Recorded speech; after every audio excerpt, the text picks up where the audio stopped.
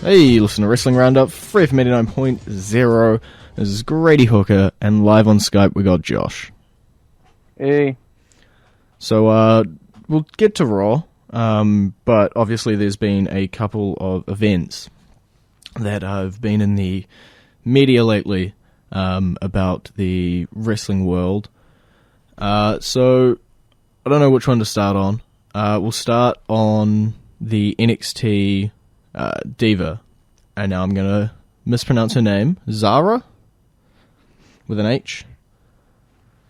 Yeah, this is the same woman that was had her pictures released on Rollins' Twitter and Instagram accounts when it was hacked.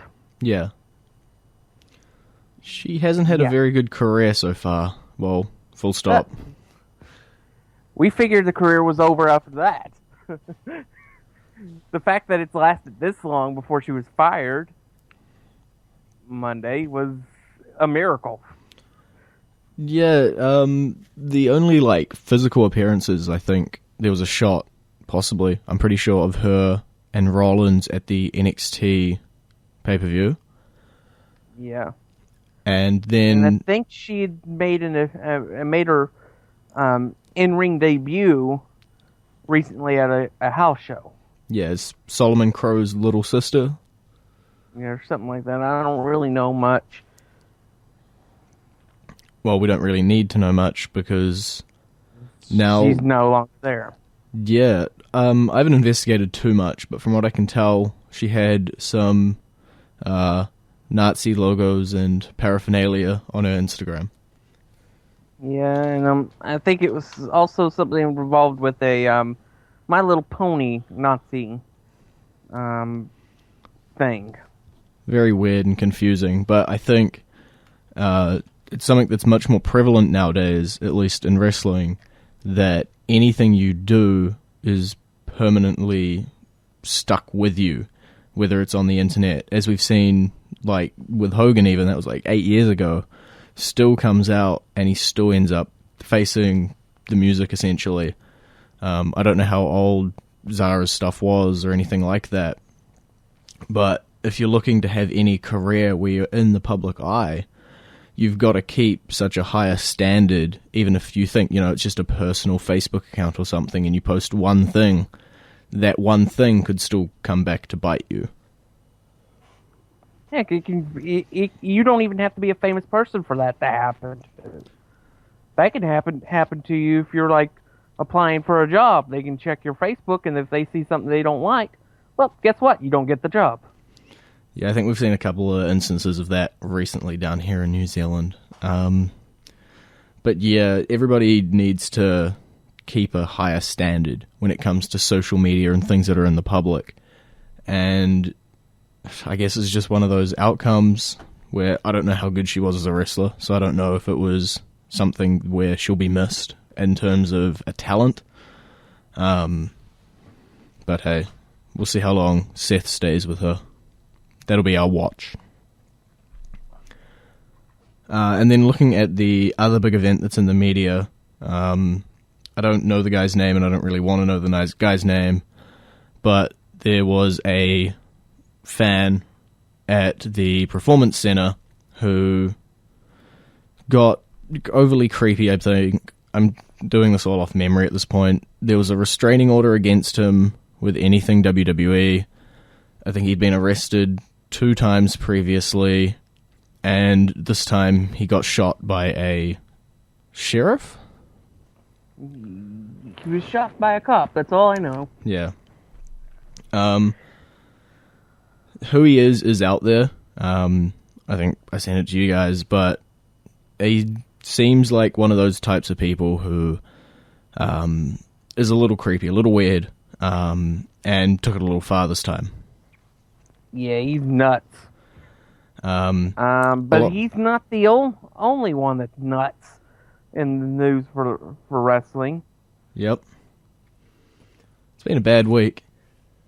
How about Teenage Bram getting arrested? See, now this one, I'm going to go again off memory. He was strangling his girlfriend that he'd locked up in her bedroom. Something like that. By the way, it was not Charlotte. They're getting a divorce. It was not Charlotte. Everything I saw was just like, every news story at the bottom had, guys, it's not Charlotte. They've been getting a divorce for a while now. Yeah. And breaking news, Jimmy Superfly Snuka has been arrested and charged with third-degree murder and involuntary manslaughter for the death of his girlfriend in May of 1983. What? Yes, that just came out. I am behind the times. I did not know this was here. Okay. 1983. He has a $100,000 bail. 1983. Was he even in WWE at that point? I think he may have just started with WWE. Wow, the wrestling world has got a lot of bad press at the moment. Okay, I'll have to go look at that story some more. I don't know what the American, legal system is over there. Is he looking jail time, long time? It's third-degree murder, so he would probably, if he's found convicted, he would probably spend some time in prison. I wouldn't. It's not first degree, so I wouldn't imagine it would be 25 to life or death penalty, depending on the state. But I would say it would probably end up being anywhere from 10 to 25 years. Wow. Assuming he survived that, because he's also got cancer. Wow. Well, on all of that sad news and bad PR, let's just go into the classic entrance theme, and when we come back, try to be more happy and talk about Raw. It is Sting's WCW theme.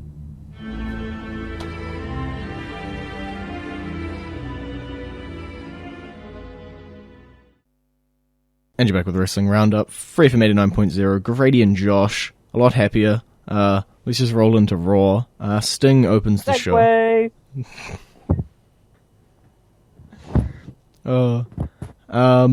And talks a lot. Yeah, Sting. We're getting a non-big four match out of Sting. Yeah, I think this is, I guess you could class it as essentially his SummerSlam match just a month later. But yeah, we're going to see him Night of Champions taking on Seth Rollins.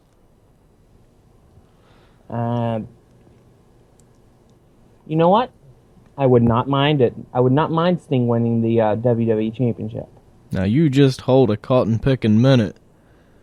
Weren't you the one that was extremely against having part-timers as champions? That was Brock Lesnar. So you weren't against part-timers. You were just against Brock Lesnar and The Rock. Yeah, because Sting wouldn't hold it for very long, I don't think.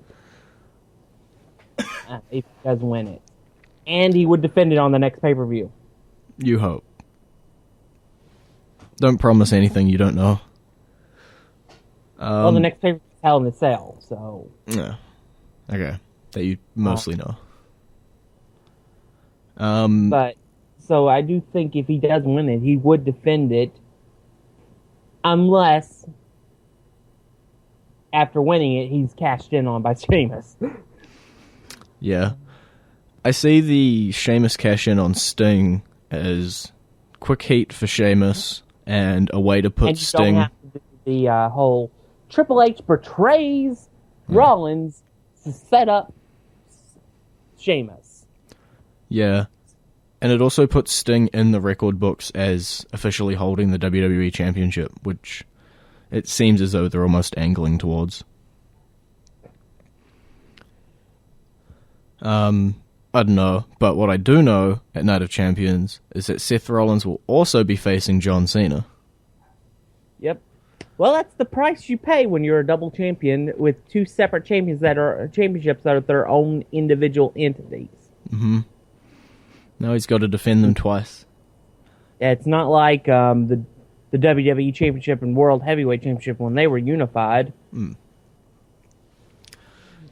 Just saying, if Sting doesn't win and Seth Rollins retains, then that is a perfectly good time for Sheamus to cash in, since he's had 2 matches with Cena and Sting. Just saying. Yeah, you can definitely tell that the Authority is at the end of their rope with Seth Rollins. Mm-hmm. Stephanie pretty much said it. Yeah, Stephanie is especially getting tired of him. And there's constant comparisons between Seth and Triple H as well. I think Sting said that Seth wasn't even half the man Triple H was, and then Seth started talking about, I think, how he's better than Triple H now. So it looks like they're angling towards Seth versus Triple H, but it looked like they were angling towards multiple people versus Triple H for SummerSlam, and that never happened.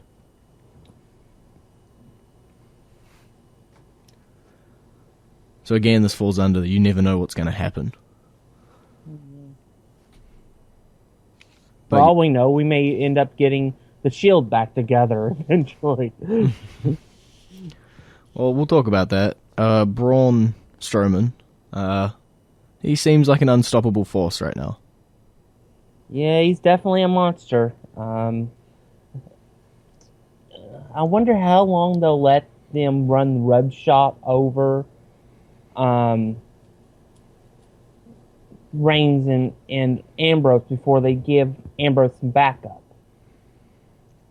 Yeah. And I'm thinking there's one guy that is just crazy enough to help Ambrose and Reigns. Is it Fandango? No. Is it Heath Slater? No. Is He's it not on the current roster. Oh, so it's not Adam Rose either. Yeah. Okay, who is it? Samoa Joe. Definitely heard that. Samoa Joe is probably the internet's top choice right now for the third person. And it makes sense if you're putting him up against Braun in terms of big man. Who's going to hurt you? Or kill you if you believe the chance. Yeah, I can believe it. I think we'll probably go through one pay-per-view with them being outmatched before they bring in Joe, or whoever they're bringing in. Yeah, I can see that being possible. I could also see whoever the remnants of the Shield bring out to help fight them off next week. Yeah. And they do a 3-on-3 match at Night of Champions. I guess it depends how fast they want to progress through this. If they want to stretch it out over a whole bunch of pay-per-views leading up to a big match, or if they want to... all right, if we go 3-on-2. Okay. Then how about this? How about having the first ever 3-on-3 Hell in a Cell match? I like it. It'd be interesting. I think Bray Wyatt and his team would fit well with a Hell in a Cell, and Joe probably as well. Ambrose is just crazy enough to do it, and Reigns at this point, he just wants anything to get his redemption, it seems. It's logical, it makes sense, so it's probably not going to happen. Yeah, they're slowly building Reigns again. Hopefully this time they go right about it, and they don't have anybody try to hijack his push. Yeah. With this lot, I know I brought up the name of Eric Rowan, but I went back and Googled, and it definitely looks like he's still going to be out of injury for, I think, 2 months? Yeah, he's not expected to be back until early 2016. Yeah, it's quite a while out. So he probably won't be involved in this feud at all. No. Okay, so we'll go into our current entrance theme. This one's Charlotte's Recognition. Guess what one this one's a segue to.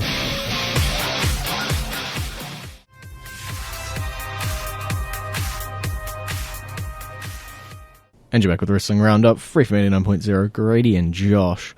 So, Divas, air quotes, Revolution.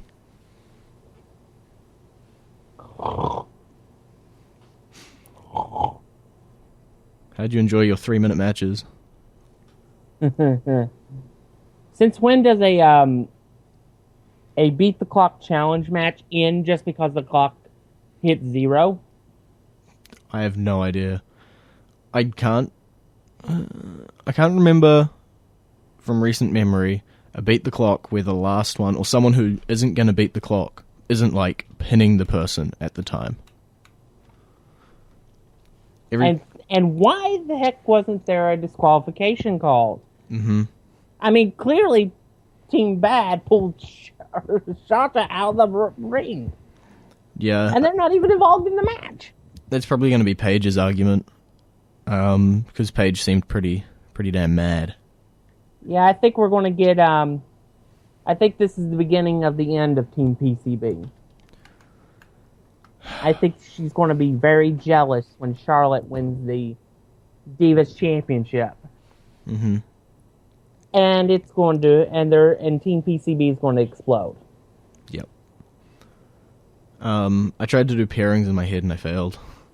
I was trying to shuffle everybody around so they were in like groups of 2. I don't think I could do it. But it started off good. You brought out the right talent to have good matches, and then you've just booked it into the ground.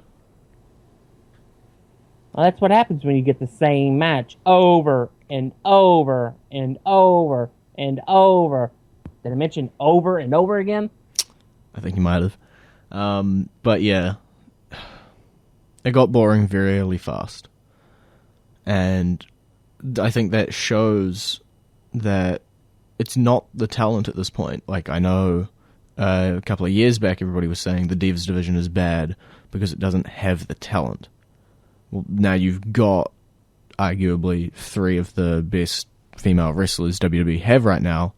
You've got them up in the main roster, and you're still having bad matches, or you can't really say a 3-minute match is good.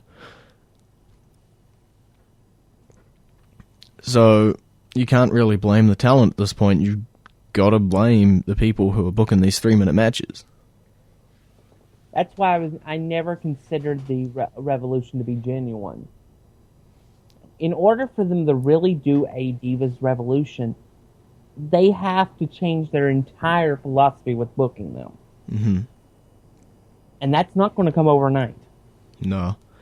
And you can't tell people what they're going to do. You have to show them. Mm-hmm. I think ever since they themselves were like, has the hashtag Divas Revolution, you knew it was going down. If it was just we brought them in and then the fans themselves saw it as a revolution and it started to get better and then the fans embraced it and came up with this tagline or whatever for it, then it seems more fitting and that there's more following behind it. But nowadays the Divas Revolution hashtag is just being used to like slag off the divas and other things like that, and not actually used to celebrate the matches, air quotes, that they're having. And then you have things better than Nikki Bella's reign. Hashtag. Also, that countdown is counting to the wrong time. No, it's not. Someone said it's counting to midnight. It is midnight on Tuesday of next week. Wouldn't it be like the exact minute, though? Yeah, the moment it hits Tuesday, she breaks the record. Yeah, but AJ Lee's reign was like X amount of days, and then X amount of hours, and then X amount of minutes, and X amount of seconds. You gotta work out the seconds. You don't have to work out the seconds. The second that it becomes 292 days, it breaks. Yeah. And we're gonna see that. Yeah. It's as simple as that. And at this point, I don't think anybody cares to see that. I saw someone write that the angle shouldn't have been that the 3 teams are fighting each other for the sake of a revolution. It was that everybody else was trying their damn hardest to stop Nikki Bella from getting to her record-breaking reign. Yeah, I mean, the title was never on the line during this whole thing.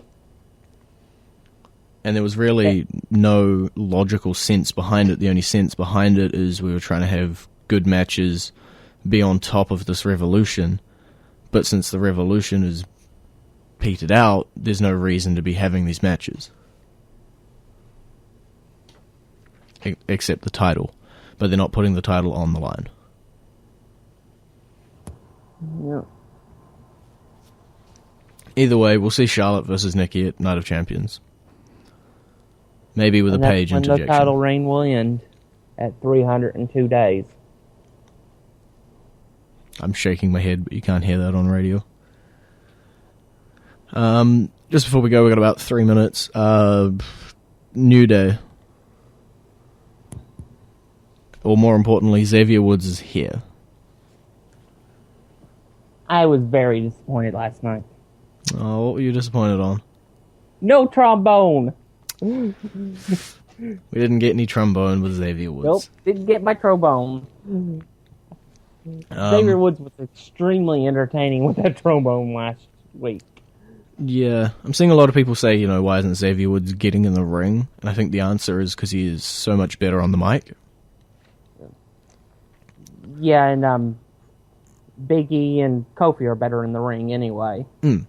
It's like, if you have the three talents and they naturally fit into those roles of those two as wrestlers and the other one screaming out loudly and annoying you, then go with it. There's no need to switch it around as everybody gets time in the ring. I know Xavier would probably rather spend more time in the ring, but if this is the role that he naturally fits into, then it's probably better to put him in that role. It would be fine to have them have like singles matches every now and then, but you don't need them in the tag team matches unless it's a 3-on-3. Unless you need all three members. Yeah. And who are they going to face at Night of Champions? The Dudleys. Fair enough. Didn't we just have that match? Not for the titles. Okay, that's the difference. It'll all be different for the titles. Don't the Primetime players still have a stake in this?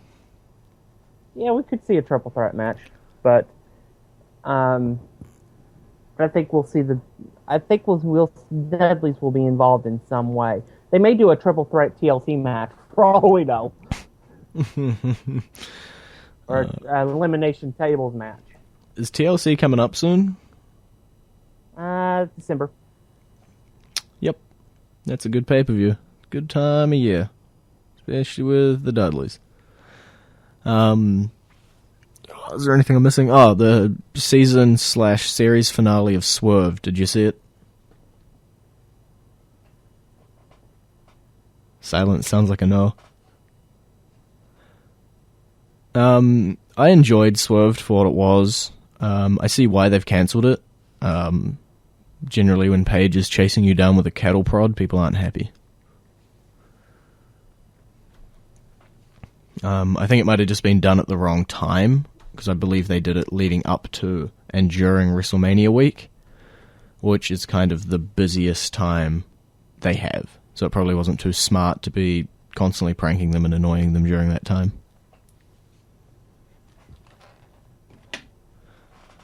Okay, well, it's been great talking to you. Peace out. You can visit our Facebook page, facebook.com/Wrestling Roundup Radio, or Twitter page, twitter.com/Wrestling Radio, and I'll see you next week.